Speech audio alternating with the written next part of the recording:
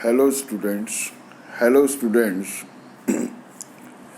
Today we will discuss the star connection and delta connection. As you know, the star and delta connection is used in the three-phase system. Clear? First of all, we will see how the three-phase supply is generated. Clear? In figure you will see A dash, B dash, C dash. These are the three identical coils which are equally displaced. Clear? Equally displaced means the angle in between the three coil is 120 degree. Clear? When we say the three identical coils, that means the each coil having the same number of turn and cross-sectional area of the same material. Clear? बात समझ में आ रहा है? समझ में आ रहा है नहीं आ रहा है? अब देखिए यहाँ पर रोटर पोल्स दिखाई दे रहे हैं आपको, N and S. Clear? These are the rotor poles, or you can say it is the rotating poles. Clear?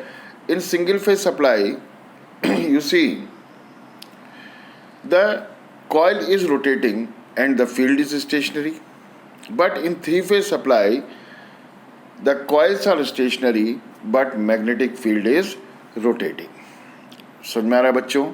Then what is the E? That is equal to the d phi by dt. Clear? And from this we get the waveform equation, that is the EA, that is equal to the E naught sin omega t. समझ में आ रहा है? अब E naught क्या होता है? E naught होता है बेटा NBA omega. Clear? NBA omega. N क्या है? Number of turn. B क्या है? Magnetic field. A area of coil, and the omega, it is the rotating speed of the magnetic pole. Clear? When we say the E naught, in three equations you are seeing EA, the maximum value is E naught, EB that is equal to E naught, EC is equal to E naught, and it is only possible when the three coils are identical, having the same number of turn and the cross-sectional area of the same material. Clear? When the poles coincide with the overlap with the AA dash, it develops the EA is equal to EA sin omega t. Now, after 120 degree displacement, it overlaps the BB dash, and we are getting the EB, that is equal to E naught sin omega t minus 120. You know that when the vector moves clockwise, the sign is negative, and that is the EY. And the EC, it is the EMF, the waveform generated when the magnetic pole overlap the CC dash. Clear? यहाँ पर देखिए EA, suppose हमने ER ले लिया, EB कितना है बेटे? EY, and the EC that is equal to the EB. Clear? ऐसा नहीं कि हमने RY को B वैसे रख लिया. Basically RYB, these are the color coding. Clear? हमेशा थ्री फेज में तीन कलर के फेजेस होते हैं, एक आर फेज, एक वाई फेज और एक बी फेज. क्लियर? ध्यान से देखिए, आर वाई बी ये क्या चीज़ है? ये है हमारे पास, क्या है बोलिए? ये साइकिल है. क्लियर? यानी कि सीक्वेंस. क्लियर? तो फेज सीक्वेंस क्या है? R Y B. अगर हम कैसे चलेंगे? क्लॉकवाइज. और अगर हम एंटी क्लॉकवाइज चलेंगे then it will be the R B Y. और जब आर बी वाई लेंगे तो ई बी कितना हो जाएगा? Omega T plus 120, and the E C यहाँ पर जो एंगल है वो ओमेगा टी प्लस 240 हो जाएगा. Clear? In three phase supply it is very important the three EMF or the three current. Either it is the phase voltage or line voltage, either it is the phase current or the line current. The vector sum all three must be 0. Clear? That is the vector ER plus vector EY plus vector EB that is equal to 0. Clear? इसको अब देखिए, ER दिखा रखा है मैंने vector में, EY दिखा रखा है और EB दिखा रखा है. वेक्टर की लेंथ कितनी होती है? Maximum value. तो ER that is equal to E naught, EY that is equal to E naught, and the EB that is equal to the E naught. Clear? Now we have to find the vector sum. Then first of all we resolve the EY. Clear? EY कितना है? EY cos 30. Value कितनी है? E not, तो कितना हो गया? E not cos 30. नीचे E not sin 30. इसी तरह से हमने EB को रिजॉल्व किया, E not cos 30 and E not sin 30. Clear? The horizontal component कितना होगा? E not cos 30. ये अपोजिट में जा रहा है दूसरा वाला, तो minus E not cos 30 and the horizontal component will be 0. Clear? EV कितना है? E not positive minus E not sin 30 minus E naught sin 30 and you are again getting the 0. Clear? That is the horizontal component is 0, vertical component is 0, that means the resultant will be 0, or you can say vector ER plus vector EY plus vector EB is equal to 0. Clear? अगर ये line voltage में होता तो क्या होता बच्चों? ERY vector ERY plus vector EYB plus vector EBR, it is equal to 0. Clear? As we are going to discuss the star connection and delta connection. Clear? यहाँ पर देखिए, first of all we are going to discuss the star connection. Clear? In this connection the similar ends are joined together. The common point is known as the star point or neutral point. The wire which is taken out from the neutral point is called the neutral wire and the current flowing through this is called the neutral current. If IN is the neutral current, then the vector IN will be vector sum of IR plus vector IY plus vector IB. Clear? If the system is balanced, then the IR, it is equal to IY is equal to IB, then you will see the IN will be 0. Clear? That means when the system is balanced, all three phase current are same, equal है, तो इनका जो vector sum है वो 0 हो जाएगा, means there will be no neutral current. Clear? थोड़ा सा इसके डायग्राम को देखें. हमारे पास 3 आइडेंटिकल कॉइल्स हैं, एक स्टार्टिंग एंड, एक फिनिशिंग एंड, एक स्टार्टिंग एंड, एक फिनिशिंग एंड, एक स्टार्टिंग एंड और एक फिनिशिंग एंड. तो इसमें क्या कर रहे हैं हम लोग? सिमिलर एंड्स को ज्वाइन कर रहे हैं, यानी कि तीनों के एफ को, यानी कि तीनों के फिनिशिंग पॉइंट को हमने ज्वाइन कर दिया और वहाँ से जो वायर निकाला वो क्या हो गया बच्चों? Neutral wire. क्लियर?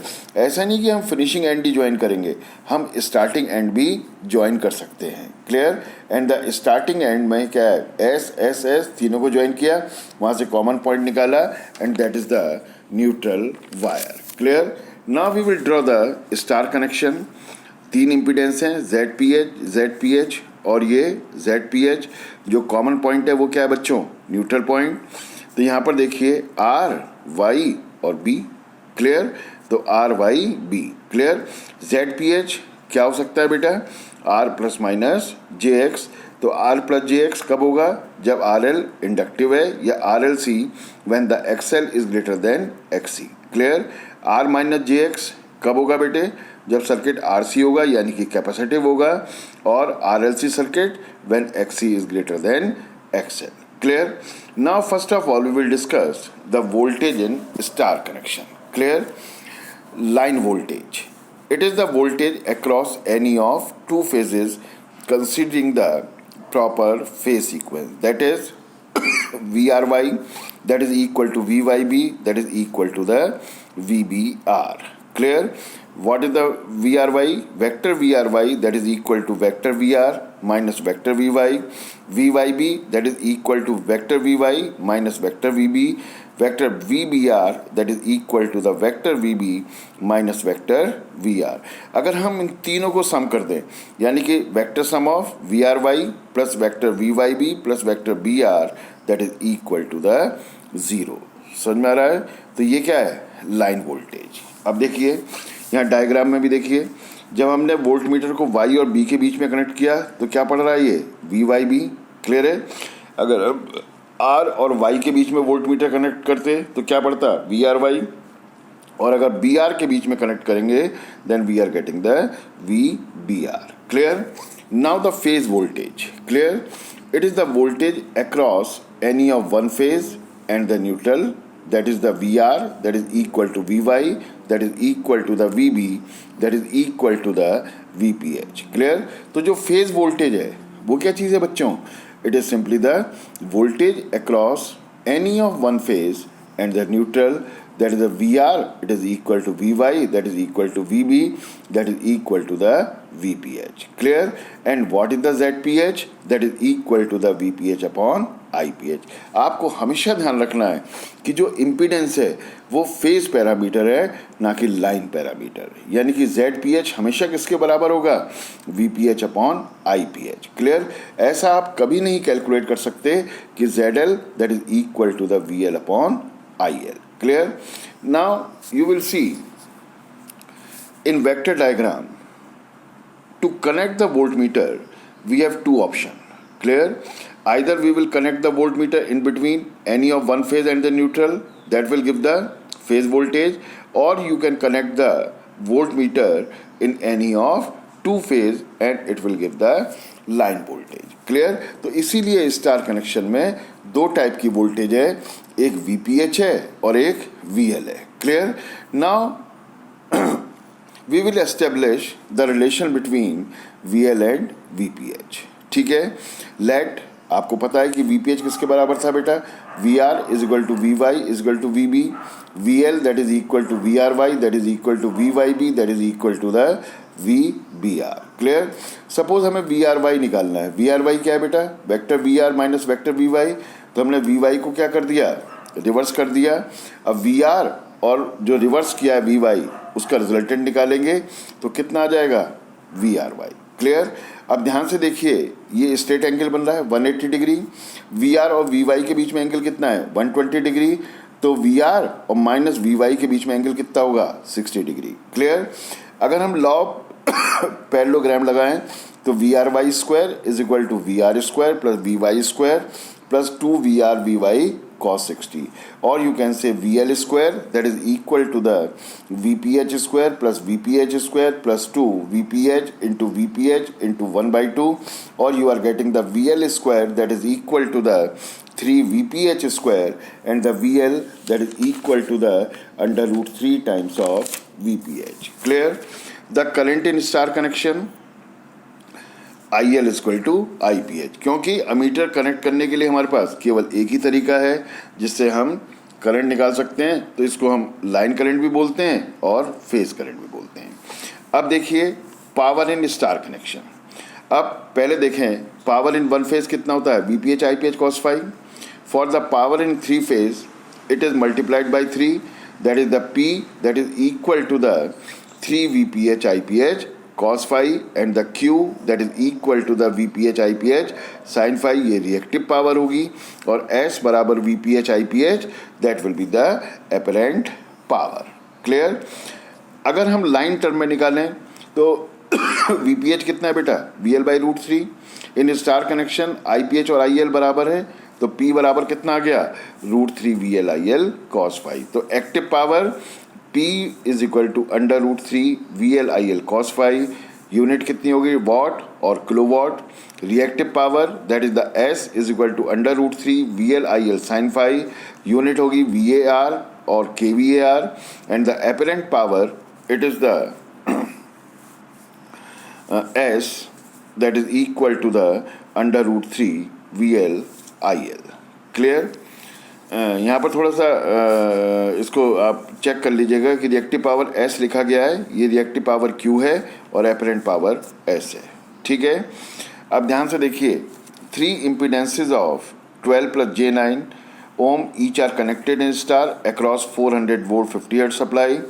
आपको फेज इम्पीडेंस और पावर फैक्टर निकालना है, phase voltage and line voltage, phase and line current, active reactive and apparent power और द टोटल वोल्ट एम्पियर. ठीक है? सबसे पहले हम क्या करेंगे? कनेक्शन ड्रॉ किया star connection 12 plus J9 12 plus J9 12 plus J9, क्योंकि तीनों में इम्पीडेंस कैसा होगा? सेम होगा.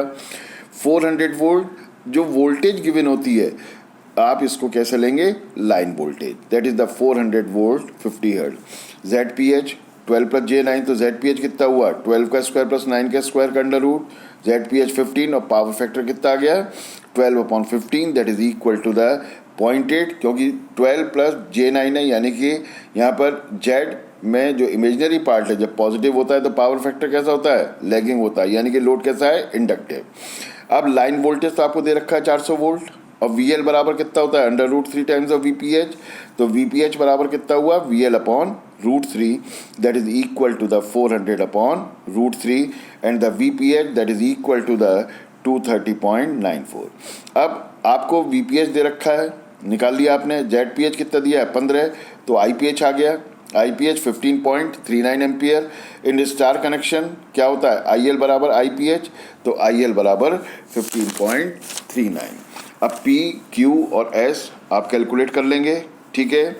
इसी तरह से एक और क्वेश्चन है। अब लोड कैसा कर दिया हमने, capacitive 15 minus J20 are connected in star across the same supply and we have to find the given parameter. Phase impedance 15 minus J20, 15 का स्क्वायर प्लस 20 का स्क्वायर, ZPH 25। अब नेचर कैसा है, कैपेसिटिव है, तो पावर फैक्टर कितना हुआ, 15/25 that is equal to the 0.6 lead. Clear. यहाँ पर जो VL है वो 400 वोल्ट है, सुन में आ रहा है, और VPH 400/√3। इसी तरीके से हमने इसकी वैल्यू को कैलकुलेट कर दिया। Clear. Now we will start the delta connection. Clear? In delta connection, the dissimilar ends are joined together. Clear? तो dissimilar ends को हम join करते हैं, देख लीजिए। तो यहाँ पर जो एक्सटीरियर एंगल है वो कितना आ रहा है, 120 degree.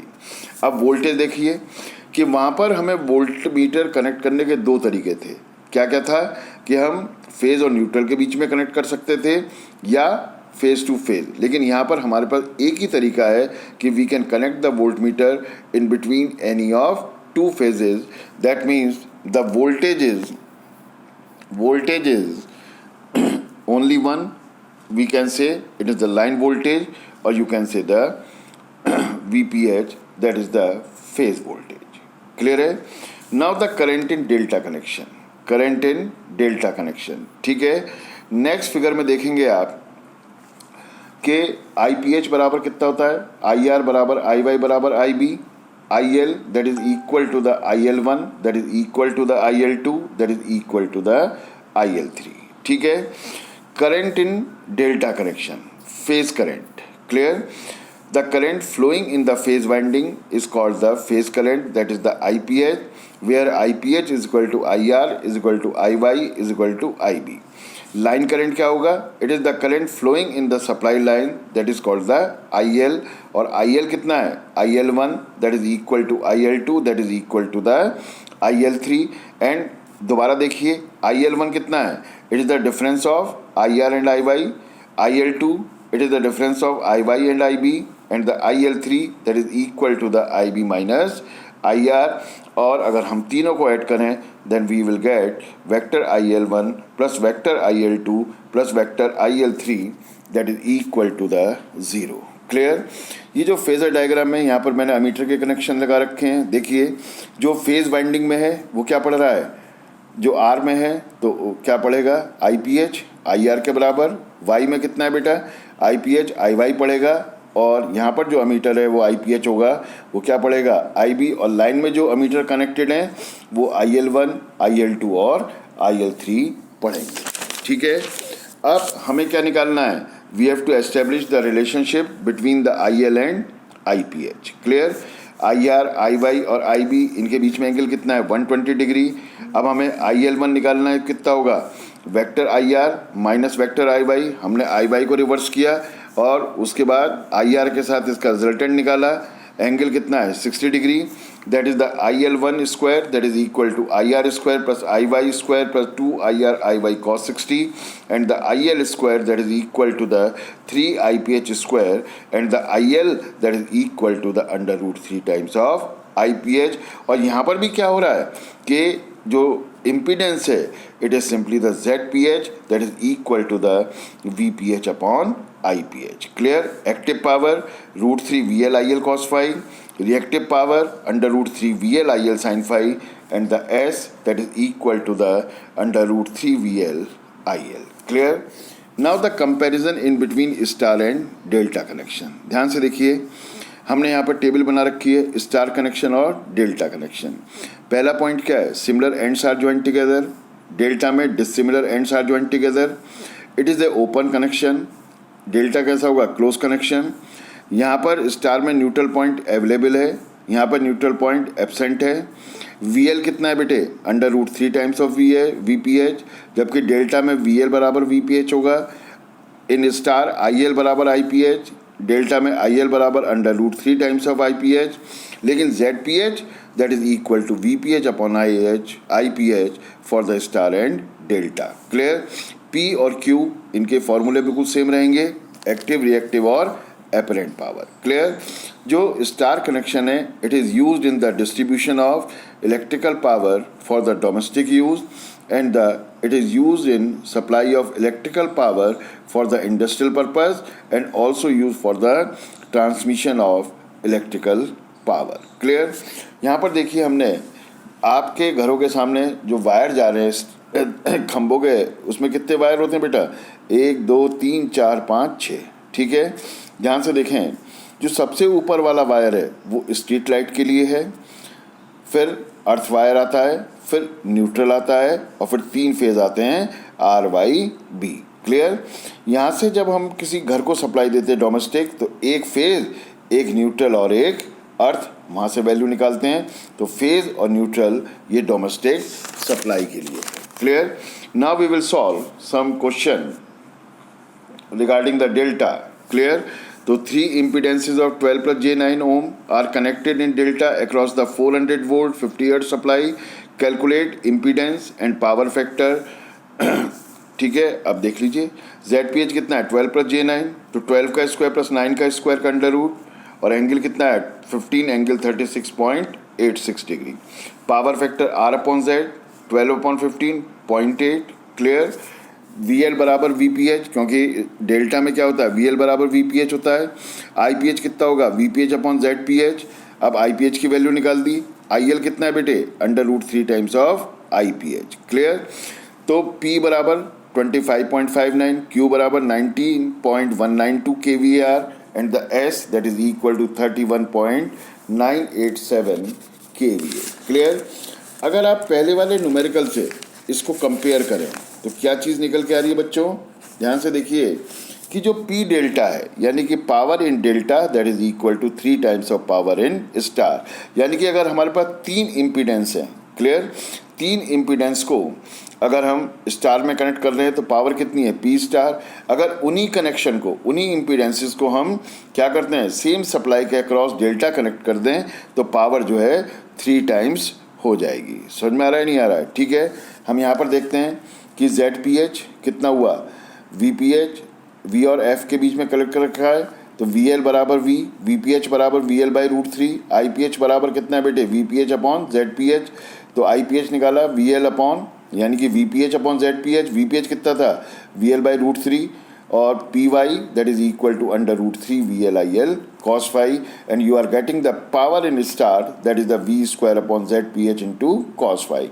But in delta VL बराबर VPH, तो IPH कितना हुआ, V अपॉन ZPH। स्टार में IPH कितना था VL by √3 ZPH and which is equal to the IL। जब हम इन वैल्यू को पुट करेंगे तो आप देखेंगे कि P डेल्टा जो है वो कितना आ रहा है, 3 into V square upon ZPH into cos phi, और V square upon ZPH cos phi क्या है, पावर इन स्टार, यानी कि P delta that is equal to the 3 times of power in star. Clear. 3 equal impedances are connected. बहुत important question है, AKTU में कई बार आया है। Across the 400 volt 50 hertz supply the impedance is the series combination of RL and C। R, L और C की value दे रखी है। आपको लाइन और फेस करंट निकालना है, इम्पीडेंस निकालना है, पावर फैक्टर निकालना है और तीनों पावर निकालनी है। ठीक है, अब देखो बच्चों, यहाँ पर जो ZPH है ये सीरीज कॉम्बिनेशन है किसका, R, L और C का। अब L के अगेंस्ट में पहले हमने XL कैलकुलेट किया, XL बराबर omega L and you are getting the 47.1 ohm. XC कितना है बेटे, 1 अपॉन ओमेगा C, और वैल्यू रखेंगे तो XC की वैल्यू आ रही है 84। क्लियर। अब यहाँ पर देखो XL is greater than XC है, तो इसका मतलब जो नेचर है वो इंडक्टिव होगी और पावर फैक्टर कितना होगा, लैग होगा। तो ZPH कितना हुआ, R प्लस जे XL माइनस XC, तो 25 प्लस जे 47.1 माइनस 31.84, तो ZPH की वैल्यू आ गई। क्लियर है। अब पावर फैक्टर कितना होता है बेटे, R अपॉन जेड, VPH और VL ये सब निकाल देंगे। फिर IPH निकाल दिया बेटा आपने, तो P बराबर √3 VL/IL cos फाई, Q बराबर √3 VL/IL sin फाई, ये वैल्यू हमने कैलकुलेट करी। क्लियर। अब S भी हमने कैलकुलेट कर लेंगे, आप करके देखिएगा, मैंने छोड़ दिया उसको। अब जब इसी को डेल्टा में कनेक्ट करते हैं तो IAPH कितना हो जाएगा, VPH अपॉन ZPH, यानी कि 400 अपॉन 29.31। क्लियर है। तो IPH is equal to 13.64। Clear. And the IL की वैल्यू निकल जाएगी और इस तरीके से हम PQS कैलकुलेट करेंगे। और यहाँ पर भी आप देखेंगे कि जो पावर इन डेल्टा है वो 3 times of power in star है। एक और न्यूमेरिकल को हम डिस्कस करते हैं जो AKTU में आया हुआ है। देखिए, a balance 3-phase star connected load of 18 kilowatt taking a leading current of 60 ampere when connected across A 3-phase 440 volt 50 hertz supply. Find the power factor of the load and the values of load component. Clear? अब देखिए power कितना दिया है बेटा, 18 kilowatt यानी कि 18,000 वाट हो गया। VL 440 वोल्ट दे रखा है, IL कितना है 60 एम्पियर, तो हमने P बराबर √3 VL/IL cos फाई निकाला। cos फाई की वैल्यू आ रही है 0.39। अब लीडिंग करंट ले रहा था तो पावर फैक्टर कितना हो जाएगा, लीडिंग हो जाएगा। अब देखिए IL बराबर IPH, ये 60 एम्पियर, क्योंकि स्टार कनेक्शन में क्या होगा, it is simply the IL that is equal to the IPH। Clear. अब हम निकालेंगे ZPH इज इक्वल टू कितना होता है, VPH अपॉन IPH, और VPH कितना है बेटे 440 upon √3 into 1 upon 60 that is equal to the 4.23 ohm. Clear. Now the cos phi R upon Z, तो R is equal to Z cos phi, XC is equal to Z sine phi, और इससे हम क्या निकाल देंगे, XC की value कितनी होती है 1 अपॉन ओमेगा C, तो C की वैल्यू आ गई बेटा 818 माइक्रो फैरेड। एक और न्यूमेरिकल देखिए, ये भी उसमें AKTU यूनिवर्सिटी एग्जाम में आया हुआ है कि 3 identical coils are connected in delta across the 400 volt 50 hertz supply 3-phase supply. It takes a line current of 17.32 ampere at a power factor of 0.2, 0.8 lagging. Calculate phase current, coil parameter and the power drawn by each coil. Clear? अब IL कितना दिया है 17.32। Clear है। Delta में IL बराबर कितना होता है, डेल्टा में कितना होता है बेटे, IL बराबर √3 टाइम्स ऑफ IPH, तो IPH की वैल्यू आ गई 9.99। अब ZPH की वैल्यू निकाल दी आपने। R बराबर कितना है Z cos फाई, X बराबर Z साइन फाई, तो ये इंडक्टिव लोड है, पावर फैक्टर कैसा है, लैगिंग है, बात समझ में आ रहा है। तो XL बराबर 24 ओम और L की वैल्यू आ गई। क्लियर। अब पावर कितना है बेटे, √3 VL/IL cos फाई, और ये कितना आ गया 9599.71 वाट। अब हमें निकालना क्या है, power drawn by each coil, तो इसको हम 3 से डिवाइड कर देंगे and we will get the value. Clear. Now the बहुत इंपॉर्टेंट है, कभी कभी एग्जाम में पूछ भी लेते हैं कि comparison between single phase and 3-phase supply. पहला पॉइंट क्या है, in single phase system power delivered is pulsating while in 3-phase supply it is of constant magnitude. Second point, the output of 3-phase machine is 1.5 times of the single phase machine for the same size. Third, 3-phase induction motor having the starting torque, whereas in single phase there is no starting torque. Clear? Or 3-phase motors or system maintains the good power factor while single phase system runs with the low power factor. And the last is, in 3-phase supply transmission cost is cheaper in comparison of the single phase supply. Clear? And it is all about the 3-phase star connection and delta connection. We see the generation and also the comparison between star and delta and the comparison between single phase and three phase supply. Thank you बच्चों।